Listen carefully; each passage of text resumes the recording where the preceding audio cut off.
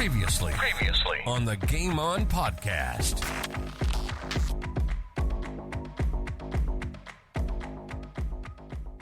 So, admittedly, my first memories of you are cricket, and that side of things. I always rated you really highly with cricket. It's pretty incredible your A-grade district debut. Who do you go out and face, the first bowler you faced? First bowler I faced was the great Kenneth George Cunningham. I'd actually run him out the previous day, so he wasn't really happy with me. And back then I batted number 7, came out number 7. And KG was bowling his little wobblers. He's actually, KG was quite fat back then. I know you're allowed to say fat these days, but he was. Yep. KG would admit it. Yep. I think I made a few runs, not out at the end, and that was my debut. And it's just ironic from that point, we've become friends, for 40 years and worked together for so long. So that was my first A-grade game against Sturt out at Unley Oval. Do you used to give him a bit of grief on that? Or does he give you a bit of grief on that? Oh, I'm not sure he remembers. He always makes out you ran me out, you so-and-so, but I'm not sure he'd remember me. But I agree with you on that one, Wilds. Yes. I remembered him, though, Malcolm. And but he's so belligerent on the field. He was really quite nasty and, swear at the young kids and that. Now he's he's a gentleman off the field. There's no one better than KG. But back in those days, too, we played against guys like Mick Klingley Sr., Clacker Clark I played against as a 17-year-old. Jack Nason, they're all these guys. Back in those days, the older guys, Bob Blewett, they all stayed around and it was a really strong competition. Even the Test cricketers played district cricket back then. Yeah, so you played Ian and Greg Chappell and that, and it was every side had a couple of older guys who were the teachers, and it was a strong comp. I scored for Kenzie as a kid, so I watched a lot back then, and it was. I think it's that Salisbury side with Bradbrook and Corsby, Zaddo. Geez. Oh yeah, Trevor Kensington Pearson, almost Fang Pryor. Kensington almost had a stateside. Sportscast SA presents Game On. Game On. South Australians' destination for everything sports. Local, national, and international sports. AFL football, soccer, basketball, golf, baseball, tennis, cricket, and any other sports played in this wide world. And we're going to have a blast doing it. So sit back, relax, and let's do this thing. Welcome to Game On.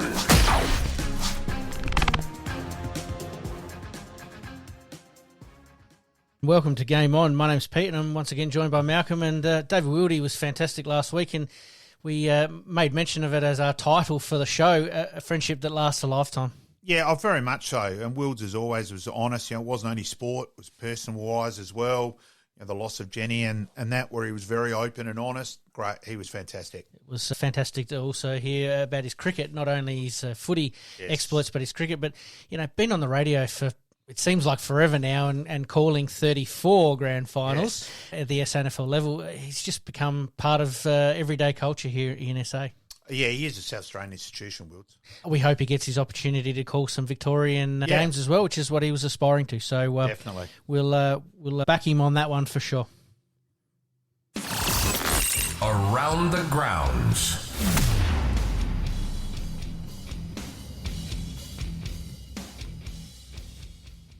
And to kick us off, we're going to have a little bit of a look at the soccer, a bit of a look at the NRL tonight as well, and also some local SANFL teams for 2023. But we're going to kick off with the AFL footy. Round 1 is now completed. We're almost at round 2, mate. Any surprises in the first round? Probably Port by the margin against Brisbane. Absolutely. Not so much winning, but winning, running away and just dominating, where that midfield of Horn Francis, Butters, Rosie. Got a glimpse, didn't we? That we all thought, geez, they might be able to outrun any side. It's very ironic what I'd spoken when I ran into Razzle Dazzle Fantasia a few weeks ago, and it actually happened. So, yeah. Obviously kicking off on Thursday night with a draw between Richmond and Carlton. That was a bit of a surprise. It was a bit of a bizarre game. It was, wasn't it? Went back and forth to 50s, heaps of turnovers. It was a strange game. And then Collingwood and Geelong on the Friday night. It looked like Geelong were going okay, but Collingwood really came marching, didn't they? Yeah, we were just following that game. We were watching the Nord men's trial game. Yes, yep. Yeah, down at Theberton. Anyone who says it's hard getting a park at Nord, geez, give me Nord over Theberton anytime. And that, so just following it and seeing the highlights since where, Collingwood were very impressive. They certainly surprised me a little bit. My surprise obviously was Port Adelaide as well. We did a bit of a flashback to their best ever round one, and we thought it was going to be tough to replicate that, but geez, they went out and did it as well. Yeah. West Coast and North Melbourne. That was very interesting sitting and watching that on Saturday afternoon. Yeah, back and forth. North Melbourne nearly grabbed defeat from the jaws of victory after they missed the goal right at the end and that. I think we probably can see a little bit of improvement with North Melbourne. West Coast, different story for mine. So I think those two might improve, but they're probably going to be down the lower end of the ladder. Melbourne touched up the Western Bulldogs a little bit with interesting 50-point victory. It looked like they were in cruise control there for most of the game. The Gorn-Grundy partnership worked well. Pickett in the midfield was dynamic. He's decided with a bit of stupidity to miss a couple of weeks. We'll come back to that later. We will indeed. That hurts them, but they did look very good, Melbourne. Sydney defeating the Gold Coast, no surprises there. Adelaide were off to a great start against GWS and looked to have the game in control and then just stopped. Yeah, if you miss goals, you do keep the other team in it. I admit, I didn't see the game. I was commentating the SANFL W, so only again seen highlights since. They looked pretty sharp early. Yeah, disappointing result really, because I think that was probably their best chance for win early. Yep. A very costly game. Look, we were under GWS too. Yes, not only was it 35, 36, 37 degrees, they were down a couple of players as well. Rotations. You shouldn't come back from there in that weather with those rotations. Pretty average by Adelaide really. Probably a few of the other games. I probably think Essendon and Hawthorn. Yeah, probably Hawthorn a little bit disappointing, especially with Wright and Stringer out for. Yeah, I probably think Fremantle were probably the most disappointing team. Agreed. For the round. St Kilda with a truckload of injuries and got overrun there. So they were probably the one for mine with the biggest disappointment. Absolutely. Totally agree. Certainly Freo was a disappointment for me. Port was certainly a big plus for me. I think Adelaide, the jury's still out a little bit. I thought that they showed glimpses of what they needed to do, but in this game, there's no easy games and you need to play 4 quarters. And they didn't quite for do mine, that. They've still got some big weaknesses. Like Rob O'Brien in the ruck's just an honest battler. Like he still hasn't improved over that whole journey. He's not a good tap ruckman. He doesn't, for mine, understand the network and connection. Phil Thorpe's definitely been earmarked for that role. Time to have a look at him for mine. All right, we'll move on to round 2, mate. Carlton v Geelong, blockbuster game Thursday night. Yeah, I'd like to see. It's going to be interesting with a few players with fitness tests in that one, and probably another toss of the coin job. I'll still stick with Geelong, but Carlton in with a huge chance. We move to Friday, Brisbane v Melbourne. Now, Brisbane are going to come out, hopefully, breathing fire.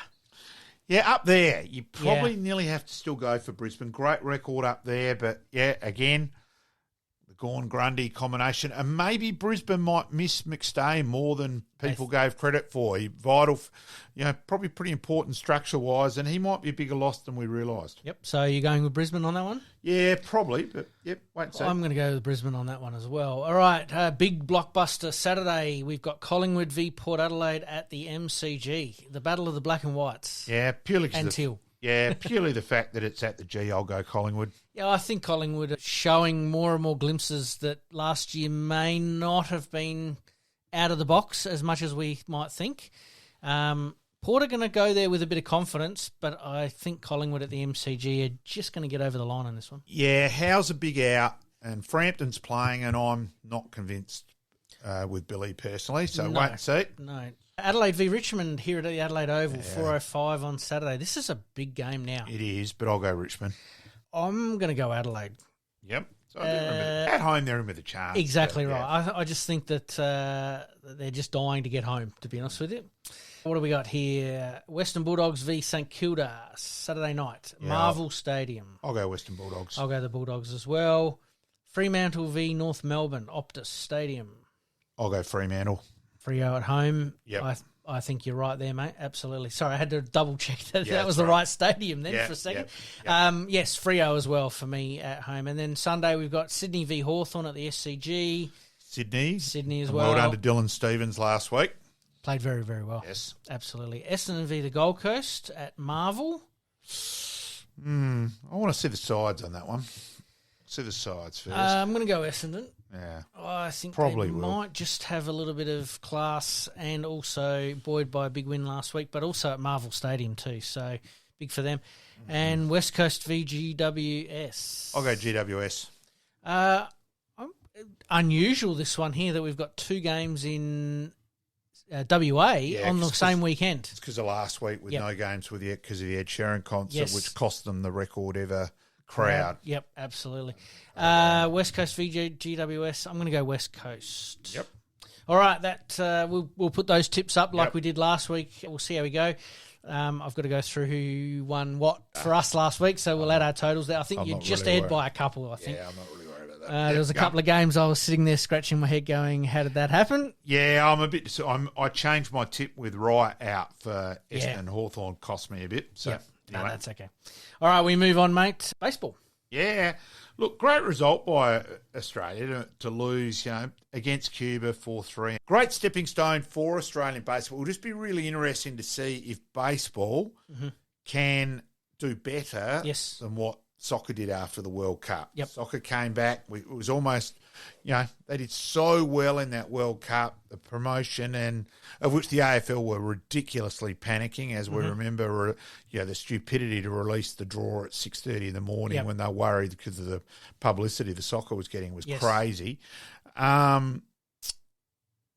I think it's an incremental thing with baseball. Yeah. Soccer's a little bit more of a world game, and it is the world game. Obviously, a lot more followers as far as EPL goes. Still looked at as a regional sport to some degree. I think that it's a fantastic result for Australia as far as the national team. And every Giants game that I went to this year, and I did go to a couple, it just seemed like the crowd was getting bigger and bigger. And then you look at that final that was played here in Adelaide. I mean, they had people up on the hill, bringing the deck chairs and everything else, and that was with all the stands being full as well. So I think it can only be a positive thing, and I think it's an incremental improvement we're going to see. I don't see it's going to get a big kick, but I do see it getting a kick along that it probably needs to put it up there with some of the sports. I mean, obviously AFL, NRL, cricket, soccer are always going to be the four major ones. Netball's probably one that's in there as well. It's going to be the major ones. Is baseball going to be that next emerging sport? Well, netball's always up there purely because of participation rate of females. Huge numbers. Huge numbers. So, no, really good stepping stone for Australia, especially in growing the sport. And, I mean, I watch my baseball and the spring training games are on at the moment. You get a little bit of a glimpse of what the season's going to look like. We talked earlier on about AFL, should we have pre-season and no pre-season. I really like the look of the baseball, the way they do their spring training. They go off to different sites, they play their matches, and they come back. Very, very interesting. All right, mate, we move on to cricket. So we've got the one-day internationals, a bit of a wrap. Yeah, so it's 1-1 currently. The decider being played as we speak, where Australia are 3 for 125 in the 25th over, so evenly poised there. We got away to a flyer with Travis Head making 33 and Mitch Marsh off 47. Steve Smith made a Sporting Globe. So it's Warner and Labuschagne in at the moment with Alex Carey and Stoners to come. So hopefully they'll get a decent total to have a bowl at, because it's fluctuated a bit with batting collapses in this series. Game one we collapsed. Game two they collapsed. What happened? And even in game one when we were cruising and then lost 6 for 42, I think it was, to make 188. At one stage they were 5 for 90 odd, so it was at 5 for 83. I reckon it might have been. So it was game on. And then Jadeja and that came through. So, as we speak, David Warner is out. So 4 for 125 in the 25th over. So that's a pretty costly wicket there as we speak. Tracking okay, but wickets are going to be important, and Warner probably is one of the ones we don't want to see back in the pavilion. All right, we'll take a quick break. Once we get back from the break, mate, we'll have a little bit of a look at the soccer. Yep. You're listening to the Game On Podcast. We'll be right back after this short break. So the Adelaide United on fire, on a streak at the moment, mate. Absolutely, they're on a streak, beating the Wellington Phoenix 5-1. We talked about goal difference a couple of weeks ago, and, gee, they've turned that around massively. They're not conceding a lot of goals, but, geez, they're scoring a lot of goals. Yeah, just incredible. So, outright second now. Chasing down Melbourne City with 4 points behind and 3 points ahead of West Sydney, with playing West Sydney Wanderers this Friday night. So, huge game. That is going to be a massive game when it comes to shaping the top of the ladder. And obviously, we want to be chasing down Melbourne City, which are only a couple behind. But our goal difference has gone from, in the last couple of weeks, to being +2, I think it was, to being +10. Yeah.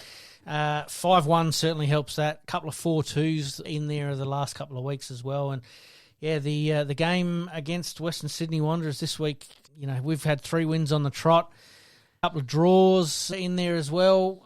Yeah, best of luck to Adelaide United to keep the streak going and hopefully taking out or going close to taking out the minor premiership. Would be amazing. See how we go. We move on to SANFL. A few more trial games played last weekend. Yeah, Woodville West Torrens, very impressive against Nord. I thought it was a case of Woodville West Torrens playing really well, not Nord being poor. Yes. Sturt comfortably beat West Adelaide. West Adelaide are probably the side which looks like they're going to struggle the most. Yep. Glenelg and Adelaide played. Adelaide having a win there on memory. And North beating Port Adelaide. North are looking pretty reasonable. Yep. Central's beating South Adelaide. Which was a little bit of a surprise. But, yeah, look, SANFL W, not only results-wise, so Nord beat Woodville West Torrens, Glenelg beating North Adelaide. Glenelg looking pretty impressive at the moment. Sturt beating West Adelaide. One other aspect out of it was at Richmond on the weekend, there were 4 knee reconstructions. Now, look, bad luck, yes, but the oval did look dry and hard. I admit I messaged a player today and was going to chat and bring this up. I think there's got to be a reading done and try and get an oval and that. It looked almost like it was cut a bit low too, personally. That's just but that was a view from up above. I wasn't on the ground. Yep. It just worries me, that side of things. Like 4 in a day is huge. And there's also the stats are saying it, of how many female of Ricos that's the female body with footy. And please, don't anyone out there think I am a women's football fan. So don't dare think I'm being negative in that way. But it is a stat, is a worry. Absolutely. And I think we've had this brought up at some level, whether it's AFLW, SANFLW level, is that the genetic makeup of a female versus a male, and with females only really taking up the game in the last 5 to 10 years on a serious stage, the game's got faster very, very quickly, and they haven't had time to adapt their body to the rigours of potentially moving in different directions that they haven't been moving in. So you do need to take that into account. I'm with you. Yeah. I'm a massive AFLW, SANFLW fan as well. But 4 in a day, that does seem excessive. Yeah, it was. Grounds, obviously, when they are playing a lot of these games as well, are coming out of hot, dry summers for most parts. And let's get it there. I got told 4. I know of 3. So it's either 3 or 4. 3 or 4, but it's still probably 3 more than that needed to be. Yeah. The AFL have been using Richmond as a bit of a training ground as well. I wonder whether they may have been asking for it to be hardened up a little bit. Maybe don't know. Just don't know. Look, one of the girls just her knee. She went to turn. It was a classic knee, Rico. You knew it straight away. Yep. Just went to turn. The leg didn't go. Now that happens well and truly. We see that is the classic knee, Rico. And I actually said it commentating. I said, unfortunately, I'm pretty sure that's a knee, Rico. Yep. So it's not something that we want to see at any level, let alone it's just an emerging group of players that are starting to come into their own and start playing some really good footy. We do not want to see those injuries happen. So as I said, I'm not being negative. Nope. I'm just bringing up a point. Absolutely. All right, round 5 this weekend. We've got West Adelaide v the Eagles. Yeah, I'll I'll tip West Adelaide there. Yep. Norwood v Sturt at Coopers. Yeah, it should be a very good game. Sturt got a couple back last week. In Indy Rashid played her first game, and that because it's at home, I'll tip Norwood. It's certainly a toss of the coin. Well, all 3 of their games or 4 of their games so far have been toss of the coins and been a bit unlucky to be on the wrong side of it a couple of times. Yeah, I think Norwood there as well. Bulldogs v Glenelg out at Elizabeth. Yeah, look, since it's out there and Glenelg losing 2 players, Shy Partington, Luke's sister was one of the players with a knee. Rico losing a couple there. I'll go Centrals, but Glenelg were very impressive on the weekend. Yep, so, one to watch out for. Centrals at home are going to be very, very tough. And Centrals have been doing okay with the women's program out there. Yes. And to finish off the round, we've got the Panthers v the Roosters out at Flinders University Stadium. Down there again. North were a little bit disappointing last week. While Glenelg were good, North's ball movement wasn't as clean. Even though Jess Edwards was her usual efficient self, I'll go South in that one. Yeah, we've got first v second and third v fourth actually this week. So, yeah, I think South Adelaide as well at home will get the Chockies.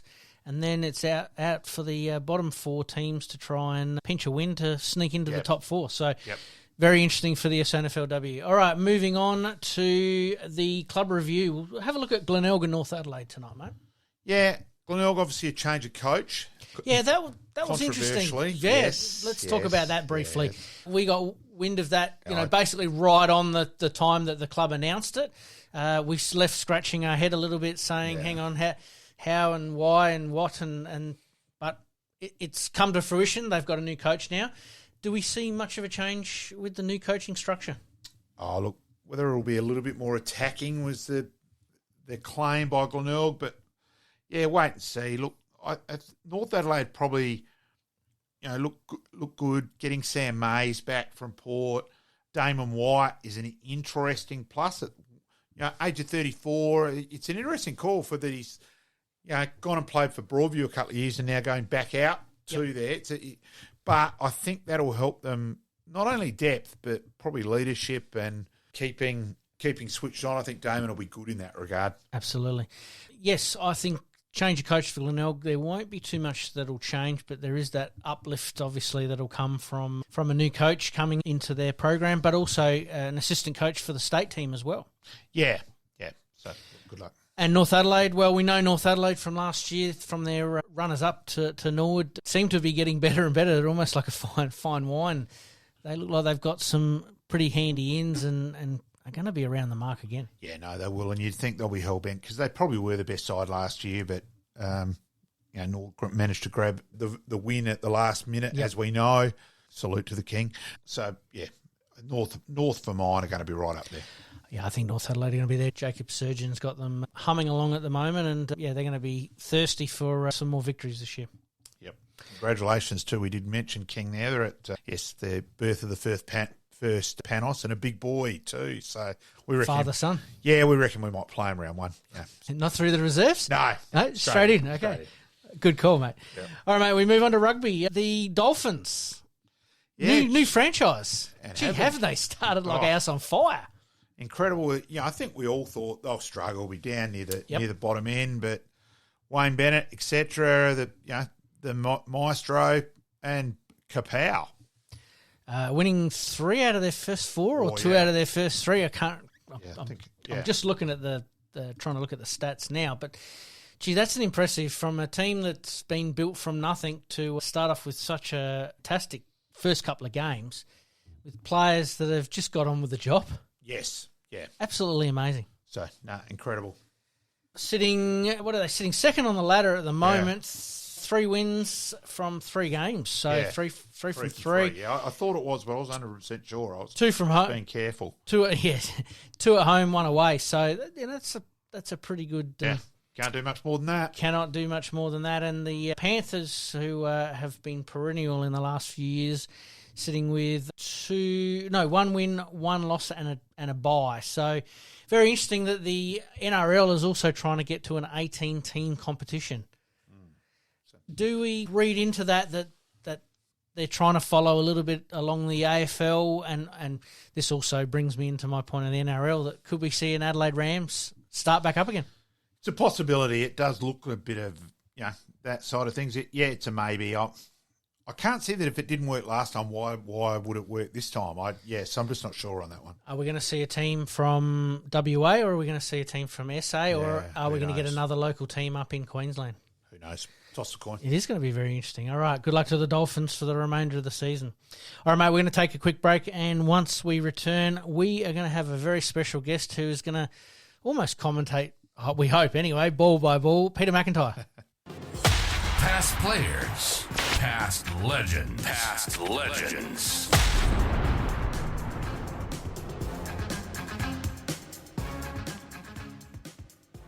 We welcome Peter McIntyre. 97 first-class matches, 322 wickets, and vitally my favourite ever innings of 6 not out. Welcome, Macca. G'day, how are you? Good, mate. Let's start, obviously, from Victoria. Where did you start your junior career, mate? My junior career or my first-class career? Well, let's start. We'll start with juniors. Yep. What was your junior club? My junior club was a place called Romsey, which was about an hour out of Melbourne, so sort of past Sunbury in Victoria. So I played there at Romsey with my father and 2 brothers, and then headed to Essendon Cricket Club at 16 years of age, where they don't have juniors. So I was basically in their 4th team when I arrived at Essendon. And moved through the ranks there, obviously. Yes, look, I think there were 13 spinners in front of me at the time. So I had to bide my time in those 4ths, and then we won a final in the 4ths and moved into the 3rds, and then quickly into the 2nds team, and then I had a little bit of a hurdle because the leg spinner in the 1st team was going out with the chairman selector's daughter. So I was up against that always helps, yeah. Yeah, up against it, David Tate, and then I got an offer to go to head across to Collingwood, which I very passionately for in the AFL. Yep. And I decided to stay at Essendon and fight my way for a spot in the 1st team, which came along pretty quickly. We won't hold that against you, Collingwood supporter. No, nothing wrong with that. Nothing wrong with that.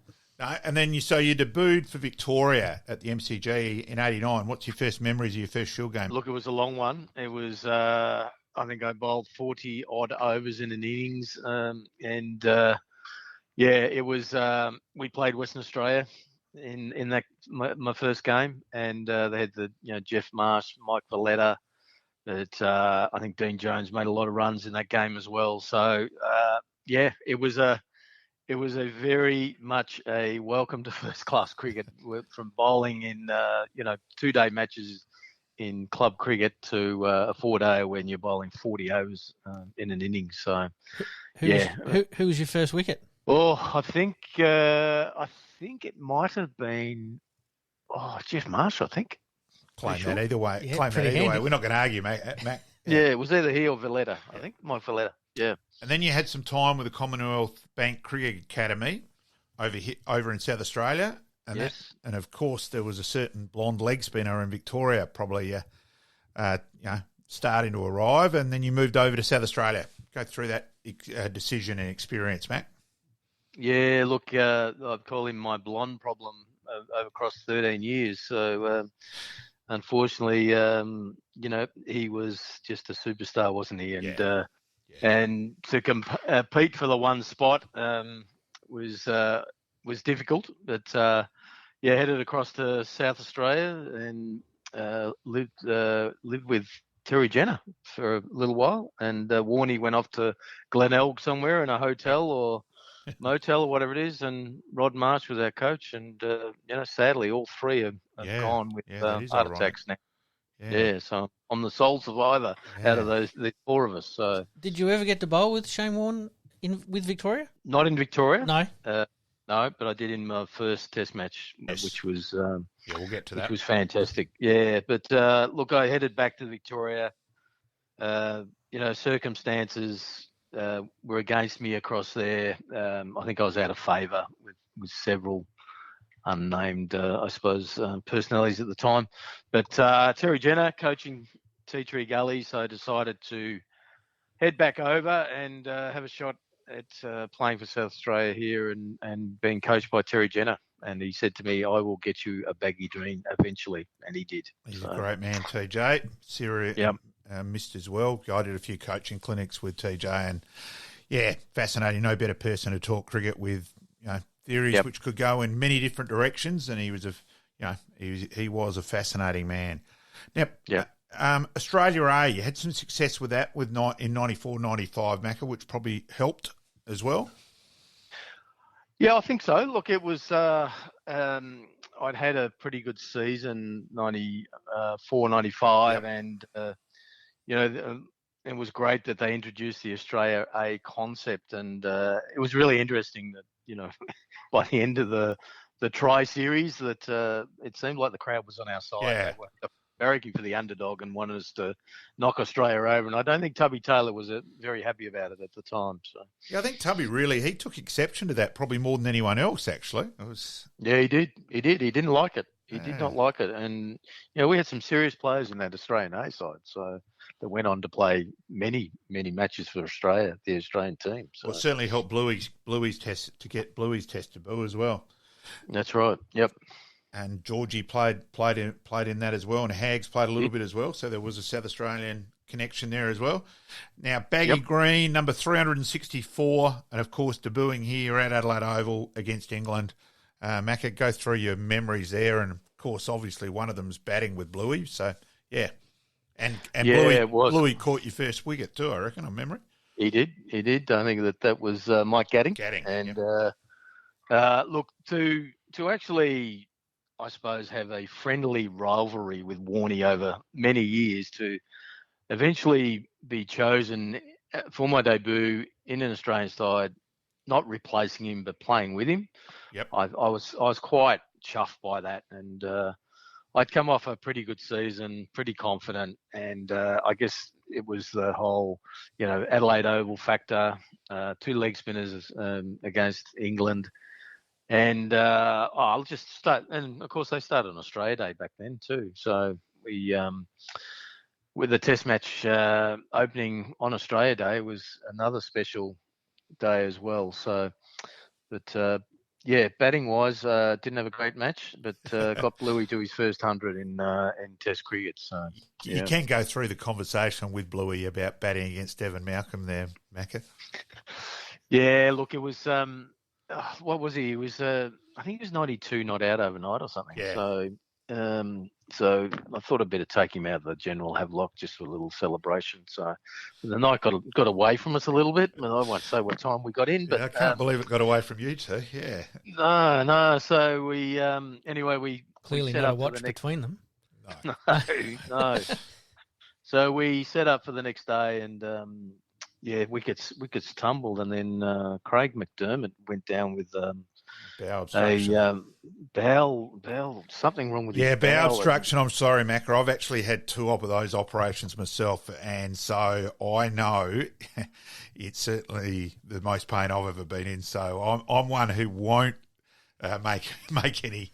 Yeah, I've got vivid memories of that, well and truly. So yeah. Anyway, he took off to hospital, and I got elevated one spot. So batting with Bluey, and then having to face Big Debbie Malcom, who I had all sorts of trouble with. I could not see the ball out of his hand. He was wide of the crease. He had an action that I just couldn't pick up.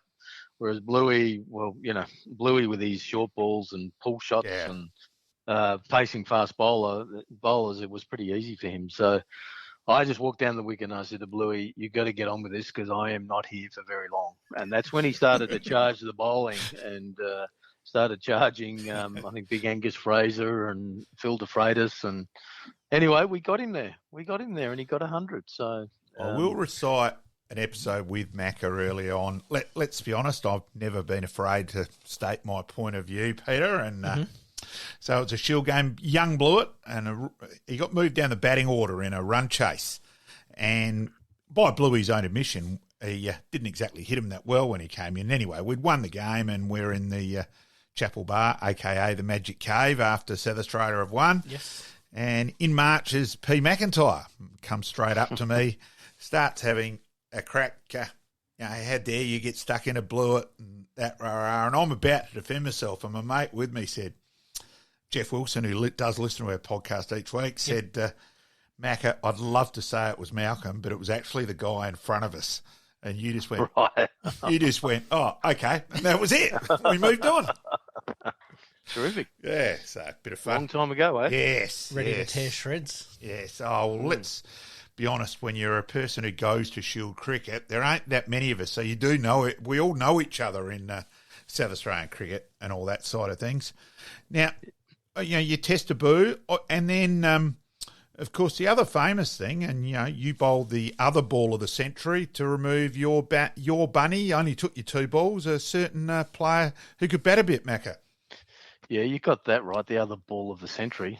Let's just confirm that. So, yeah, if you compare the 2 balls, they're very similar. So, look, we're next Test match in New Delhi, a one-off test, and myself and Brad Hogg on that trip in the team. Warney had injured the hand or the finger, I think the tendon in the hand. Yep. So, so we got the second Test match and managed to had Sachin Tendulkar first game as captain. So managed to pick him up for 10 with the other ball of the century, caught it first slip. So finished with 3. I reckon I could have had 5. Ganguly ran at me, hit his thigh, and Heels missed the stumping. So you only make your kids watch that 3 hours a day, isn't it? It's just the 3 hours. We've had it on constant loop here as well, so it's all good. Look at the drift. Look at the drift and the amount of spin. My God. Getting Tendulkar is a pretty special achievement. He doesn't get out cheaply too often, that's for sure. No, especially his first game as captain as well. So just rubbed in. Yeah. Certainly something you can wear forever. Now let's move on to my favourite ever game of cricket as a spectator, and that the Shield final. I admit to both Peters with that I may have put a jumper on and jogged 5Ks to the doctors and walked in, and the doctor looked at me, was sweating, and I got a week off from work straight away. So that was it. I think I'm sure the statute of limitations 7 years is I think is gone now. Yeah, I think I you're reckon pretty I'm safe. okay with that. Now, against a ridiculously talented WA side, Hussey, Gilchrist, Langer, Martin, Lavender and Baker, who are pretty fair Shield players as well. But there was a certain guy who really, while as cricket nuts, we all knew this guy was good, but a certain A. Gilchrist announced really to the cricket public that, hey, this guy was way better than good. And, South Australian attack, Gillespie, Shane George, Greg Blewett, Peter McIntyre, Tim May, 189 not out. It was an incredible innings, Macca.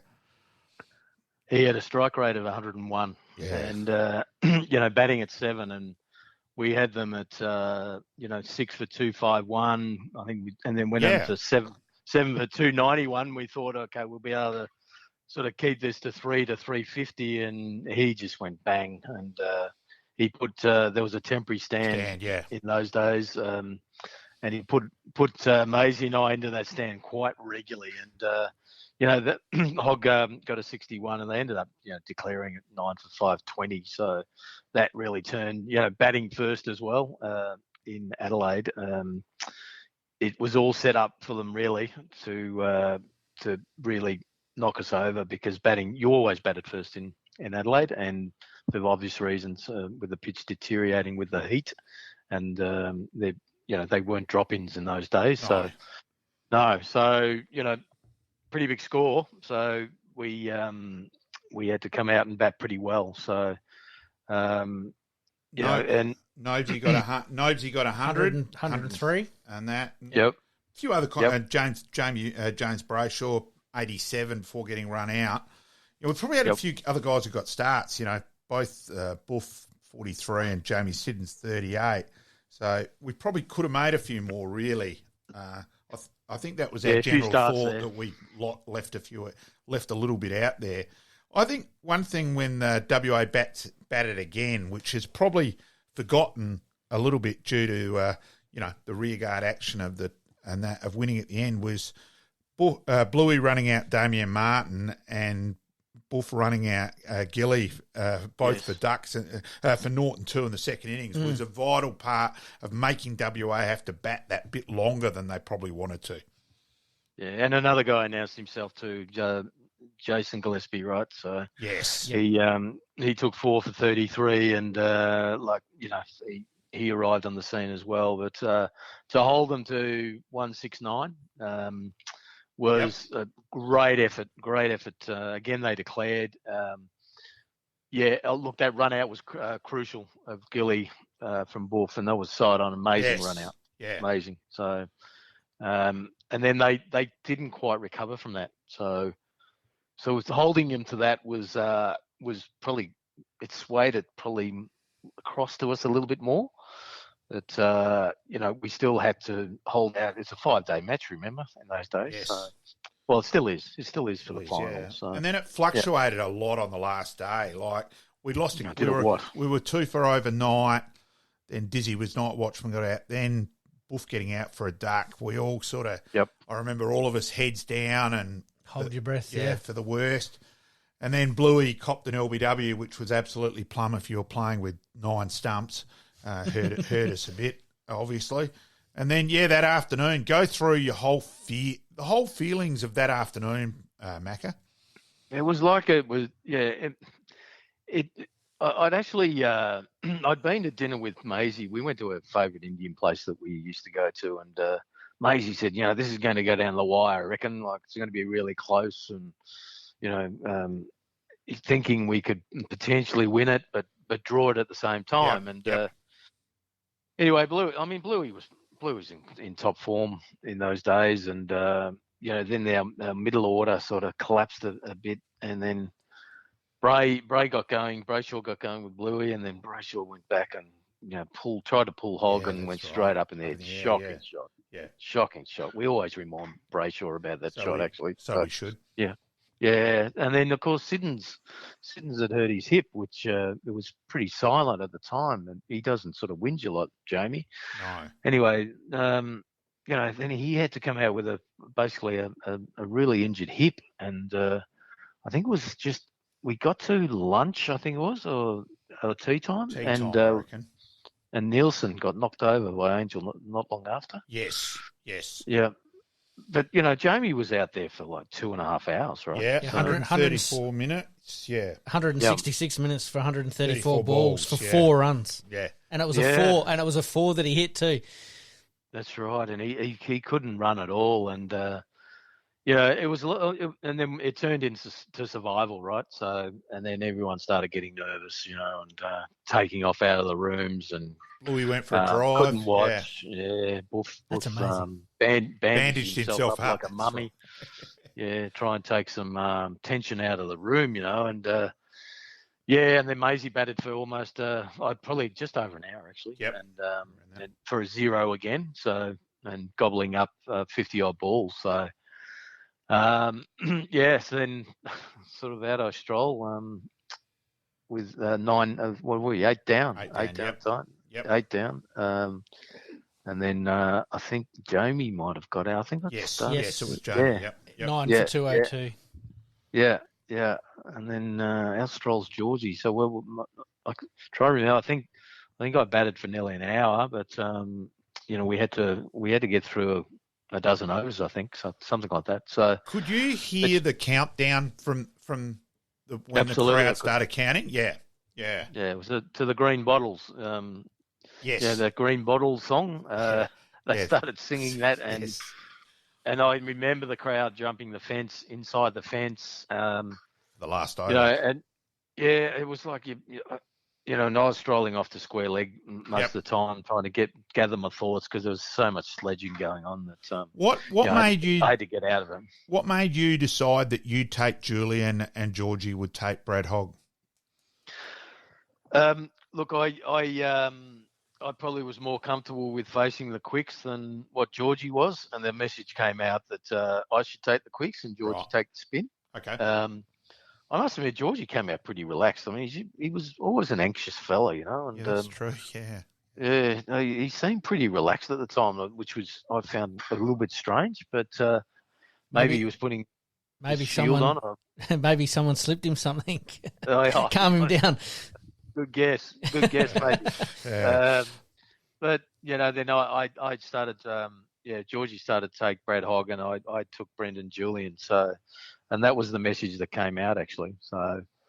It was probably a good idea at the time. So, of course, it was a good idea because we won the match, didn't we? Bloody oath. And that last ball where you blocked it, Yeah, look, I had to stop myself running out of the crease in case they ran me out, right? So I sort of stopped for a few seconds and then thought, right, it's over, and then sort of ran off the ground like I've never run before. No, so. you did that at a fair pace, actually, I did, Mac. yeah. And Absolutely. Then jumped up into the rooms. Yeah. Yeah. Look, just magic, a culmination of a number of years of planning to win a shield and bringing a team together and connecting a team. So we had a lot of different characters and different personalities in the team. And it'd be remiss not to mention Bomber Hammond's influence on that, on the whole group, and that as well. And we're pretty shattered to lose. We're pretty shattered to give Queensland their first win the year before as well. Yes. So that ruined every cricket joke in history. We're bloody us stuffing that up against Queensland the year before. Had to be us. Yeah. So What amazing game. What did you think about Brendan Julian's last over to you? It was a little bit loose. You would have expected him to be a bit tighter than he was. Just I think tension. when you look at the footage, he looks even more nervous than I was. That's why I ask. I mean, he'd bowled quite a few overs, hadn't he? Like in the match. Yes. I think that was his 29th over in the second innings. 29, right? Okay, so 13 maidens, 56, 4 for 56. Right, and he bowled 30 overs in the first innings. Yeah, he got picked up a fifer there as well, I think. Yeah. So he was in reasonable form, but it was like he was resigned to. I don't know. It was just very strange because that Moody kept trying to pull it up and make the over go as long as possible, and I think that was to their detriment. I think BJ wanted to get on with it, and Moody kept sort of trying to slow it down. And I think that would have been better if he'd let BJ get on with it. So I think that was an advantage for us at the time. Well, we're glad he didn't. Yeah. Yeah, look, guys, amazing match. Oh, look, it was incredible. And the celebrations, back at the Planet, back at the ground the next night. It's, give me that. Look, I know I'm a traditionalist and all that, but give me a Shield win every time. Like, I've got to be honest, when the Strikers won, the mates I was sitting there with that, see you, mate. Yep, see you in the week. Where for me, if South Australia win the Shield, it's massive. Where, take it or leave it sort of thing. I admit I'm state biased and that, and I go to Shield cricket. And it's 26 years ago. Very sad, right? Yes. Now we need to do something. Yeah, we will get to that at the end. I've got to admit that is my last point, actually. Now, Macca, there'd be a certain. There's another game too where you had an incredible game of district cricket where you won Tea Tree Gully a flag. Now, go through that a bit because Damon Hall would certainly, who does listen to our podcast from Canberra, would have had a crack at me if I hadn't mentioned that game in your contribution, mate. Yeah, so a massive week for myself. Yes. Finished the Shield on the Wednesday, celebrated pretty hard for the next 3 days, and then I sort of realised had a club final to play against Adelaide, which had Dizzy and Ben Johnson and Nobesy, pretty reasonable side. So I thought I'll head down to Magic Mountain. I'll just go and run up and down Magic Mountain and sober up and get myself right and gather my thoughts. And anyway, we got. I ended up going out again that night, actually. So bloody Maisie, I couldn't get away from Maisie. He just wanted to celebrate so much, and we spent a lot of time at that Planet. But yes. Well, it did help they had shares in the place, didn't it? Yes. Yeah, exactly. And look, we batted first. I think we made 176. I ended up getting about 17. I don't know how. I probably saw 3 or 4 balls at a time because I was batting. But anyway, we finished that day, and lo and behold, I'm back at the Planet again, aren't I? So we went all night, and I reckon we probably got to about. There wasn't many of us left, but we got to about 6 a.m. and anyway, we started walking out, and Maisie said, "Have a look at this rain. It's pouring down. You're not playing today. Let's go back into the bar, right?" So we go back in, and it gets to 8:30. Have a peek out again. It stopped raining, and I said, "Maisie, what Adelaide Oval's like, the covers and everything. I reckon we're going to probably start on time." So I cab it home, grab my gear, and go straight to the ground. I was a little bit late for the warm-up, but that's okay. So away we go. And we got to tea time, and they were 6 for 171, Adelaide. And I just said, I was so dog-tired. I've been living on adrenaline, and I just said to Marty Fall and Bob Zatto, I said, "Why don't we just stay out here and get this over and done with?" And Marty Moose Fall, he just said, "You know what? Funny things happen, Macca. Let's go in and have tea." And we heading into the tea break, and we're seeing champagne and T-shirts come into the Adelaide room. They'd obviously thought they'd won it. So we were in there having a giggle, and so thinking we're in all sorts of trouble. So we go back out, and I was paired with Derek Woodcock, who eventually became an AFL umpire. Yep. Yeah. And anyway, they didn't score off us for about 25 minutes, and Dizzy was batting at the time as well. And they just didn't score. And I thought, what is going on? They only need 5 runs to win. Anyway, I think they got a 1 or a 2, and then they're just getting a single here and there, and they lost wickets at the time. Anyway, went bang, bang, and then all of a sudden they're 9 down for 174. Anyway, I think I've ended up bowling. At the time, I'd bowled 36 overs. I had 5 for 32 or something. And anyway, the guy Ben, trying to remember his name. He's batting 11.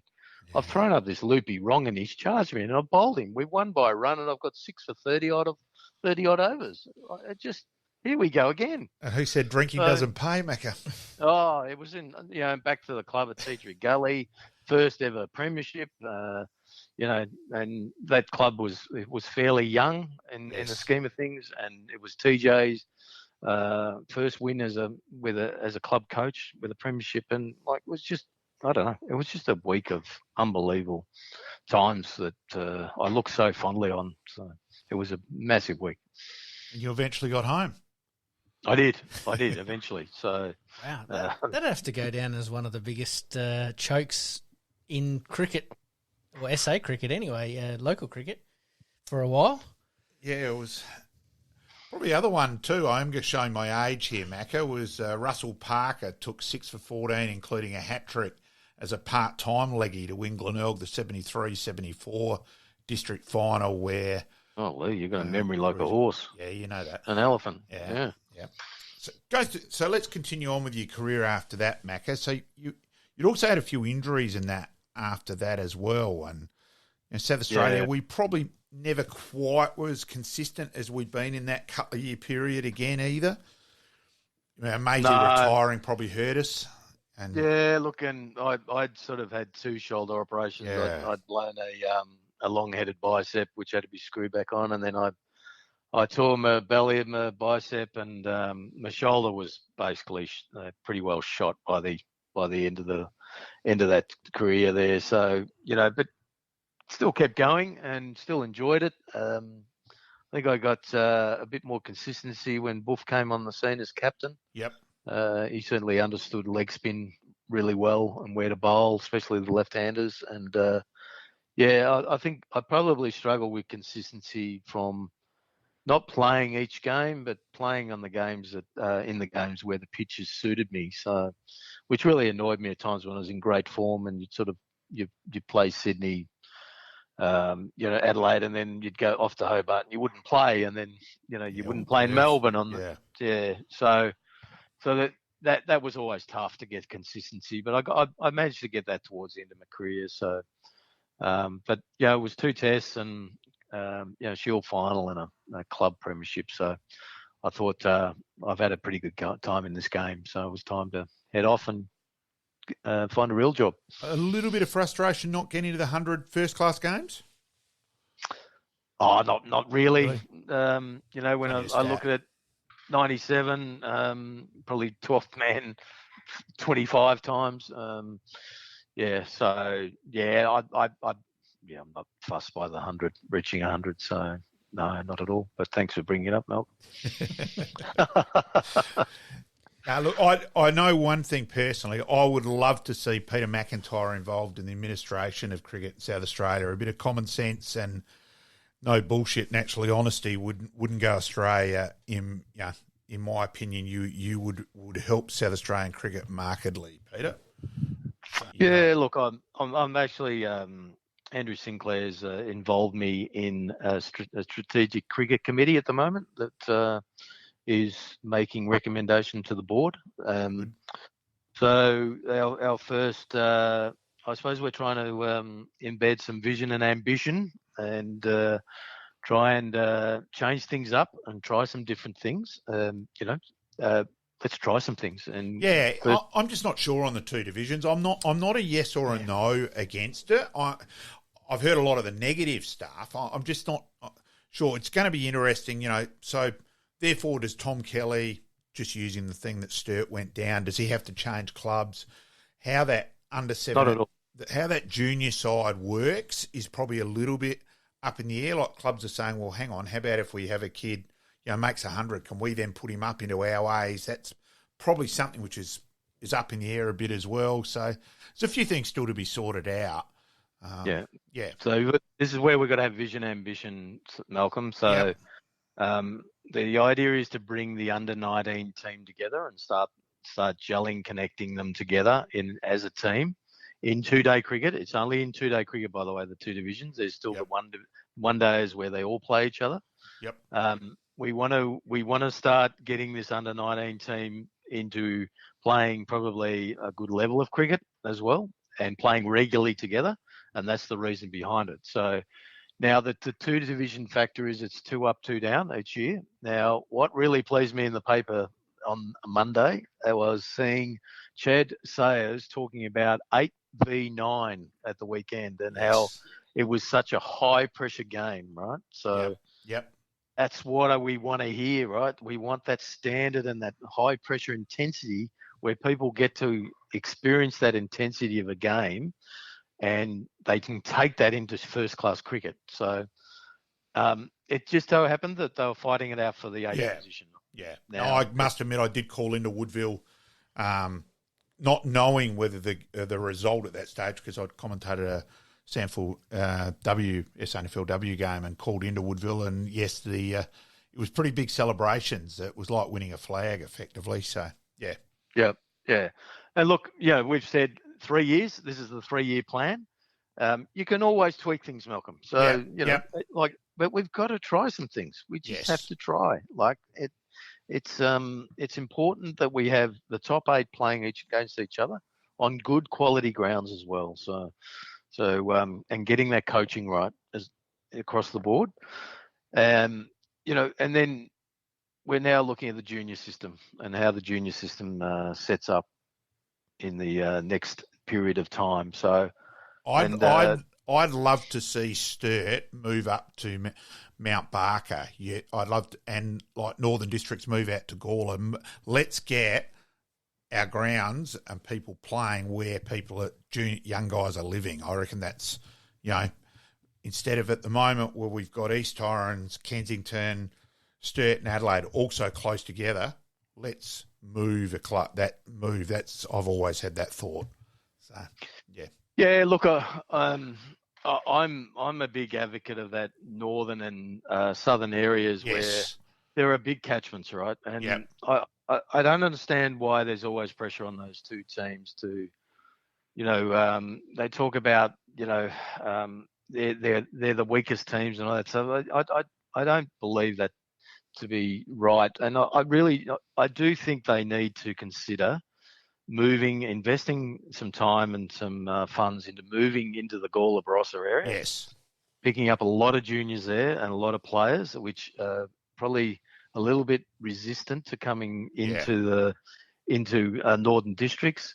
what it does, it also opens up a little bit of space for Port Adelaide, where you've got Northern Districts operating out of Gawler, Barossa, and then you've got Southern that should really move into the McLaren Vale area and pick up a really big pool of players. So, and I'll tell you an alarming statistic. I couldn't agree more on that, Macca. I've always thought that. Yep. Yeah. Mount Park is an interesting one, right? So it's no longer a regional zone. I don't think it's a metro zone as are those hills. But an interesting statistic is that 70% of our juniors in South Australia are playing in the east or are from the east. Yeah. And you look at a Trinity Grammar, which has 4,000 kids going to it. They can't field 2 cricket teams, and that's a real concern, right? So, so we need to look at statistics and work through, how do we distribute these juniors into other clubs and get a really good club system going, or a junior system going, where the kids are playing on great grounds as well, right? So we need to redesign what the weekend looks like and which level of, is it under 17, under 15, 14, Let's get it right. Yeah. Yep. So there's a lot to look out there. And then you've got the female cricket as well. But we need to get going as well, because we've only got 5 sides, I think. So we need to make sure that the females are playing cricket in this state as well. So, especially because, let's face it, the Scorpions and the Lady Strike have been successful. Yeah, we need that to continue to grow. No doubt about that whatsoever. And I've got no doubt we'll get to that as well. So, we'll look at the Premier Cricket, which we've done. We'll trial this 2 division. There'll be some initiatives in the junior cricket come through in the next few months that everyone will hear about.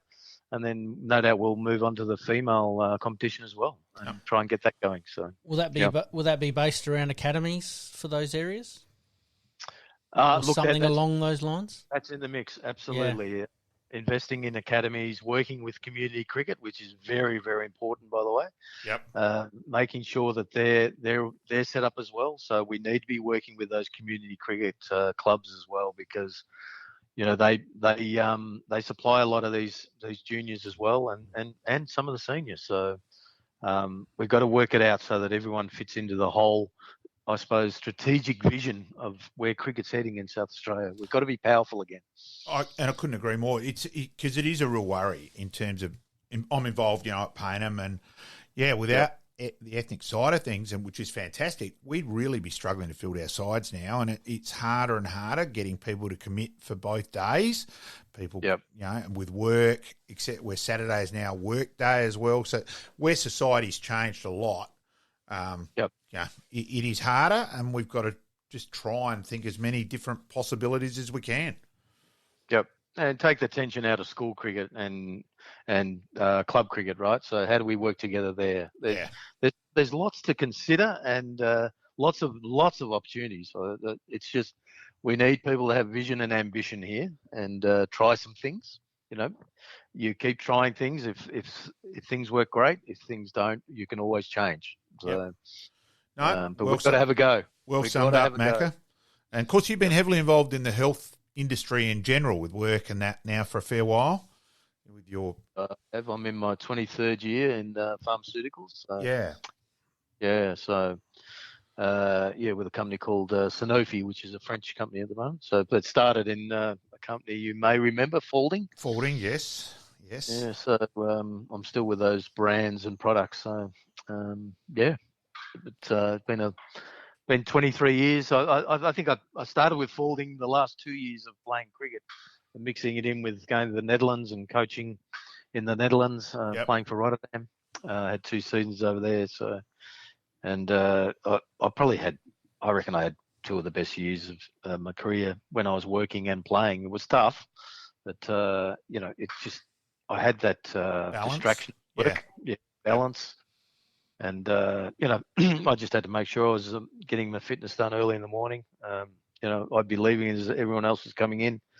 And then in the afternoon, I'd come for the skills and they'd all be finished. So I'd sort of have to grab, Siddons or someone to bowl to at the end of the day. But I just felt I had a really great balance of working and setting up a career outside of cricket. So. No, greatly appreciated, Macca, and I'm sure your youngsters are looking forward to only another hour of the bowling, getting Tendulkar tonight, mate. So, no. Greatly appreciated and look forward to catching up, Mac. Thanks, mate. No problem, fellas. Thank you, mate. Much appreciated, as we said. And just for those stats for everybody, 97 matches, 798 runs in his first-class career, and none more important than the 6 for the Sheffield Shield win. Yep. That's the important 6 backer. Bugger the 43 highest ever score. That's the right. six not out's the one. So, no, thanks, fella. I enjoyed the reminiscing. Thanks, Macca. Appreciate it, mate. You're listening to the Game On Podcast. We'll be right back after this short break. Liking this podcast? Please like, rate, and subscribe. We've just had Peter McIntyre on, and that was a great interview. That, you know, he didn't quite give us the ball-by-ball description, but his 6 runs and being on the crease for 59 minutes was impressive. Yeah, also the amusing coverage of the whole next week and leading on to the district cricket final. Yeah, he certainly did his best for the bar trade in that fortnight, well and truly. Absolutely amazing. Yeah, basically bar hopping onto the ground, bar hopping back onto the ground. So it was amusing. And Teacher Gully ended up pulling off the unthinkable and basically almost one of the biggest chokes in cricket. Local cricket. Adelaide, we did talk about that. Adelaide fell away, and well done, Derek Woodcock. Left arm quick. He could bowl, Derek, and combine with Macca and that. And as I said, Damon Hall and Marty Fall would have shot me if I hadn't mentioned the Gullies flag. So, yes, it was a bit of fun with Macca as well. And we followed up, obviously, on our flashbacks from a few weeks ago that we did want to get somebody on from that team. And I'm sure we could probably list a couple of players that we could get on from that team, but McIntyre being there right at the end, blocking Julian out for that famous victory back in 95-96. Yep. No. Sheffield Shield. Yes, and it was most amusing that cleaning up yesterday, I happened to find, and I should have mentioned that to Macca on air, so the 95-96 Sheffield Shield put bit. That one there. Yes. So. VHS, mate. Yes, VHS. We've got, actually, I did see a VHS recorder for sale actually online the other day, so maybe we've got to hook it up to the TV, and away we go. We'll work something out. Fantastic. All right, mate, we'll scoot into the happy days. Yes. Happy days.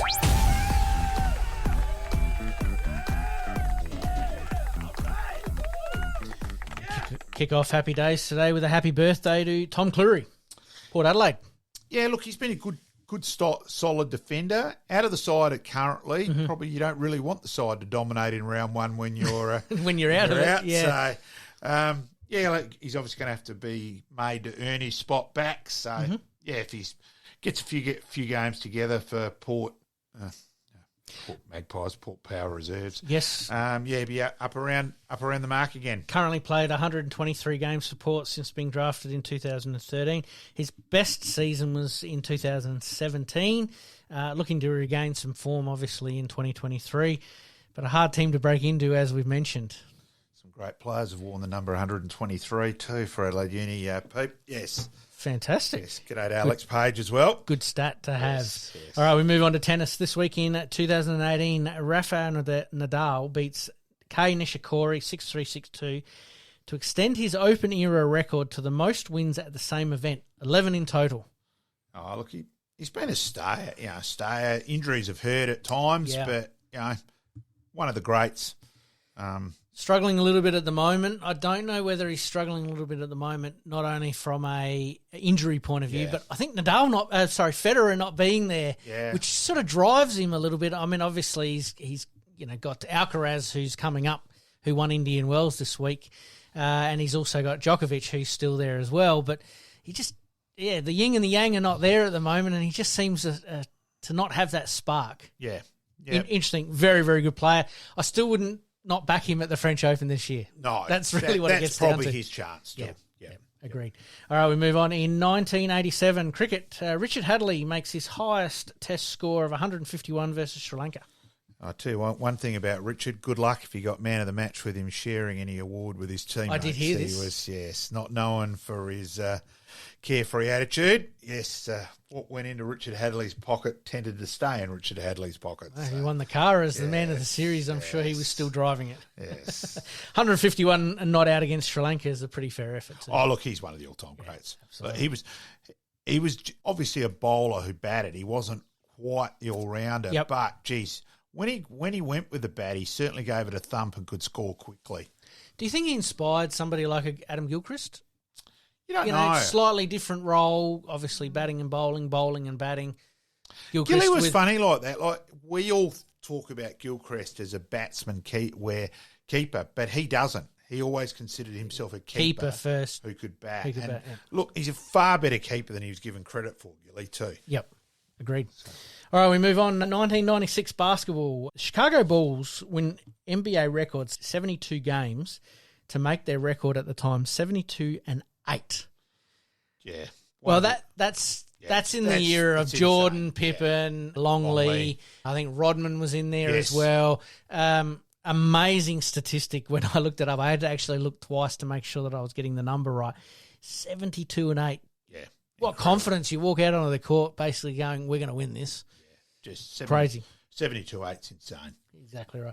And to finish off this week in 2021, so very, very recently, in the soccer, all 6 EPL clubs withdraw from the controversial European Super League just 3 days after it was announced. Chelsea, Manchester City, Liverpool, Arsenal, Manchester United and Tottenham. It was crazy. 3 days. It was bizarre. You've got to wonder what happened there because it looked like it was all go, go, go and everyone was all in for it. And then we're all out. Yeah. Yeah, crazy. Maybe the fan backlash was... Yeah, possibly. You just don't know. A little bit too much. Yep. Maybe the owners weren't going to make as much money out of it as they thought they were going to make because it is obviously private ownership. Yep. Very, very interesting that, 3 days it lasted. Yes. One of the shortest, I'd assume, in history. No, incredible. All right, mate, let's get into the extra time. Yep. Extra time. Big finish. All right, to kick us off today, mate, concussion and the bumps that we saw on the weekend, AFL. I've been quite stunned at people carrying on so much the other way. Look, for mine, McAdam got what he deserved. Mm-hmm. I'm sorry. Now, there's another thing. There's a couple of aspects here. With Pickett, because Bailey Smith got up straight away and he was assessed by as they must be. Yes. The Western Bulldogs doctor, that he was assessed, bang, he's fine. No, you don't have to come off for the concussion thing. That's why it's graded below McAdams, because we had to go off. Either way, it has been added. After the Cripps loophole last year, it's been added the potential to cause serious injury. Yep. And that's where it becomes grey with a lot of people. Yeah, and I'm sorry, there was no doubt whatsoever. McAdam had the potential to cause serious injury, he did. I don't get it. Look, I thought Buddy Franklin, that should have been classified as intentional. Mm-hmm. I would have been nothing against Buddy getting 3 or 4. For mine, he ran past the ball. Yes. When he should have gone for the ball. Yes. Buddy's for mine was arguably the worst of the 3. Yes, I probably rate Buddy's as the worst. I rate Pickett's as the second worst, and I rate McAdams as the third worst. Only on the basis that Buddy ran past the ball, so we agree on that one there. Pickett was in the air, so, it's hard to change momentum. McLeod got rubbed out for almost the same thing in his career, later in his career, on the same basis. Yeah, he was looking to bump, but because he was in the air, you can't change your body momentum. No. I classify McAdams a little bit less on the basis that, only a little bit less, on the basis that he was coming in for the bump first. So, yes, there's where the grey area is.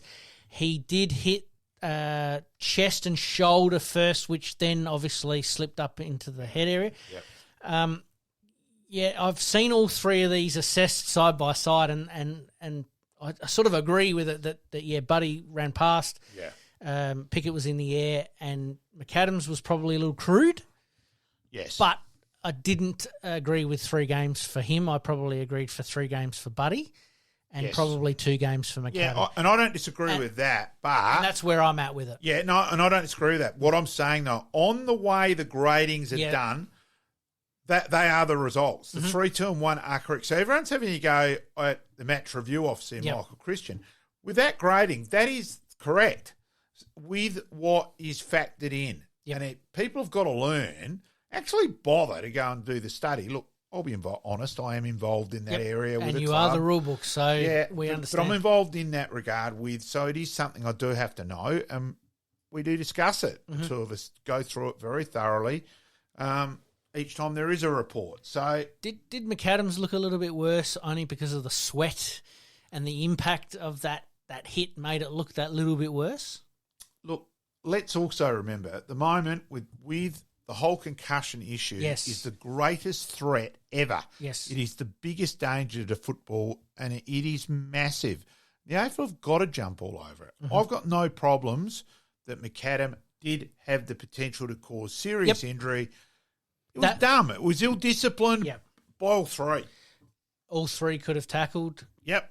But Buddy should have just gone for the ball. Yes. He didn't even have to tackle. He could have just gone for the ball. Totally agree. Yeah. Where are you at with players having committed themselves to an action, but then are pulling out of that action to protect themselves? So I'm talking about going from an open tackle to a closed body to sort of protect themselves, because that has been a natural... It's a natural thing to do. Correct, yeah. So it's... That's where it does get a little bit interesting for me, but you're right. There has to be a duty of care, and cannoning into somebody isn't the way... As Goody said, as Simon Goodwin said, don't bump. Yep. I'm sorry, we don't like it. Yep. But do we want football still to be being played in 5 to 10 years' time? Yep. People out there, pull your heads in. Byron Pickett's probably the classic example. Probably would have been rubbed out a half a dozen times, but you know, in some respects we almost laud him and go, that's a hard, tough act. Yep. Not anymore. But not anymore. No. And I'm firm on it. Yep. Really firm. So obviously we've had Sean Tusker on about Neuroflex and the potential ramifications for that. We won't know what those ramifications are for those players. Maybe not. Maybe this week they're not feeling 100%. But it may be in a couple of weeks' time that they're actually not feeling really good at all, and then they can't play anymore. So we do have to be careful with that. And concussion is going to be an issue that is going to dominate pretty much everything that we talk about from now on. Very much so. All right, mate, we move on to golf. We've obviously got the Live Golf coming up here in a few weeks' time, but we had a bit of a celebration at Kooyonga. Yeah, 100 years. So thank you to Jake Bushell for bringing that up. Kooyonga, and they had Gary Player. 87 years of age, I think, on memory. One of the all-time greats. Won there a couple of times as well. Come out. Greg Blewett. Yes. His name's come up a bit tonight. It has. We have to get him on. Yes, I will do that. On it, is obviously when the names at Kooyonga and all that as well. Callum Ferguson, just a couple of cricketers. But, to get Player, let's be honest, he'd be invited to everything around. So pretty big to get him to come over to Kooyonga and be the special guest. So, 100 years, Live Golf coming up. Perfect timing. For Kooyonga and Grange, that side of things. It's at Grange. I thought it was at Kooyonga until this afternoon. No, Grange. To a quiz, yes. Grange got it. Yes. I do know someone that is involved. I went to school with somebody who's actually involved at Kooyonga, and they were posting plenty of photos online that night, and they did a fantastic event. And, you're right, Gary Player coming as their special guest is a huge, and that's worth the price of admission, really, in some cases, just to hear him talk about his exploits, obviously, at Kooyonga.